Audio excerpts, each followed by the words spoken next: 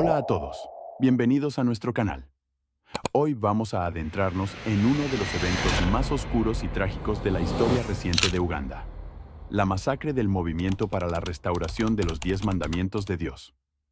Este evento, que dejó más de 800 víctimas, es una historia de fanatismo religioso, manipulación y tragedia humana.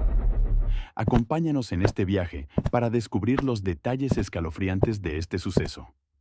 En el año 2000, en el tranquilo distrito de Kanungu, al suroeste de Uganda, ocurrió una tragedia que conmocionó al mundo. Más de 800 personas perdieron la vida en un evento que inicialmente se pensó que era un suicidio colectivo, pero que pronto se reveló como un asesinato en masa. Para entender cómo se llegó a este punto, primero debemos conocer a los personajes clave y el contexto en el que surgió este movimiento. Kanungu es un distrito ubicado en la región occidental de Uganda, conocido por su paisaje montañoso, su vegetación exuberante y su clima templado. Esta región es hogar de varias comunidades rurales que dependen de la agricultura para su sustento. Sin embargo, en marzo del año 2000, Kanungu se convirtió en el escenario de una de las peores masacres en la historia del país. Uganda, un país de África Oriental, ha enfrentado numerosos desafíos a lo largo de su historia, incluyendo conflictos armados, epidemias y problemas socioeconómicos. En este contexto, muchas personas vulnerables buscan esperanza y redención en movimientos religiosos que prometen soluciones a sus problemas. El Movimiento para la Restauración de los 10 Mandamientos de Dios fue fundado por Joseph Kibwetere y Credonia Mwerinde. Kibwetere, nacido en 1932, era un ex maestro de escuela respetado en su comunidad. Proveniente de una familia católica devota, Kibwetere tuvo una educación religiosa que influiría en sus creencias y acciones futuras. Sin embargo, su vida tomó un giro drástico cuando conoció a Credonia Mwerinde. Mwerinde, nacida en 1952, era una ex trabajadora sexual que afirmaba haber tenido visiones de la Virgen María. Estas supuestas visiones le dieron una especie de autoridad divina que atrajo a muchos seguidores.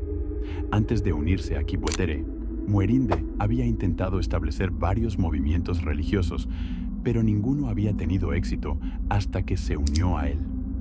Mwerinde era conocida por su carisma y su capacidad para convencer a las personas de su cercanía con lo divino. Junto a ellos, Dominic Kataribabo, un ex sacerdote católico que había sido excomulgado, jugó un papel crucial en la consolidación del grupo. Kataribabo, nacido en 1938, había sido un académico y sacerdote respetado antes de ser expulsado de la iglesia por sus creencias poco ortodoxas. Su conocimiento teológico y su carisma atrajeron a muchos seguidores al movimiento. Kataribabo se encargaba de dar sermones y proporcionar una base teológica al movimiento, haciendo que las enseñanzas parecieran más legítimas y convincentes. Otro personaje importante fue Joseph Kasapurari, conocido por sus habilidades organizativas y su devoción al movimiento. Kasapurari era responsable de la logística y de mantener la disciplina entre los seguidores. Su papel era crucial para asegurar que las reglas estrictas del movimiento se cumplían al pie de la letra. Kasapurari también era conocido por ser implacable en su aplicación de castigos para aquellos que desobedecían las normas. El movimiento atrajo a cientos de personas, en su mayoría campesinos pobres, quienes vendieron todas sus posesiones y se mudaron a la comuna en Kanungu, creyendo que el fin del mundo estaba cerca. Los líderes del movimiento impusieron reglas estrictas, incluyendo el ayuno extremo y el silencio absoluto. Cualquier infracción de estas reglas se castigaba severamente. Los seguidores vivían en condiciones de extrema pobreza y aislamiento, convencidos de que estaban siguiendo el camino de la salvación. La doctrina del movimiento se centraba en la purificación a través del sufrimiento y la obediencia absoluta a los líderes. Las reuniones diarias incluían sesiones de oración intensas y sermones que predicaban la inminente llegada del Apocalipsis. Los seguidores eran adoctrinados para creer que cualquier duda o desobediencia sería castigada eternamente. Una de las razones por las que el movimiento tuvo tanta acogida entre la gente fue el contexto socioeconómico de Uganda en ese momento. Muchas personas vivían en la pobreza y enfrentaban una falta de oportunidades y esperanza. Los líderes del movimiento ofrecían una promesa de redención y un sentido de propósito que atraía a aquellos que se sentían desesperados y marginados. Además, la naturaleza carismática de los líderes, especialmente de Mwerinde, jugó un papel crucial en la atracción y retención de seguidores. Las supuestas visiones de Mwerinde y la autoridad que decía recibir de la Virgen María daban a los seguidores la esperanza de que estaban en el camino correcto hacia la salvación. Los líderes del movimiento también se beneficiaban económicamente de sus seguidores. Al vender todas sus posesiones y entregar el dinero al movimiento, los seguidores enriquecían a los líderes, quienes utilizaban estos recursos para mantener su estilo de vida y financiar las actividades del movimiento. Además, el control absoluto sobre la vida de los seguidores les daba a los líderes un poder inmenso y una sensación de autoridad que alimentaba su ego y su deseo de dominación. A medida que se acercaba la fecha predicha por los líderes para el fin del mundo, la tensión en la comunidad aumentaba. Los seguidores habían sacrificado todo en espera de la redención prometida y comenzaban a cuestionar a los líderes cuando las profecías no se cumplían. Los líderes, conscientes de la creciente desconfianza, intensificaron su control sobre la comunidad y reforzaron las enseñanzas apocalípticas para mantener a los seguidores fieles. El 17 de marzo de 2000, más de 700 seguidores se reunieron en una iglesia del movimiento para lo que creían que sería una celebración del fin del mundo.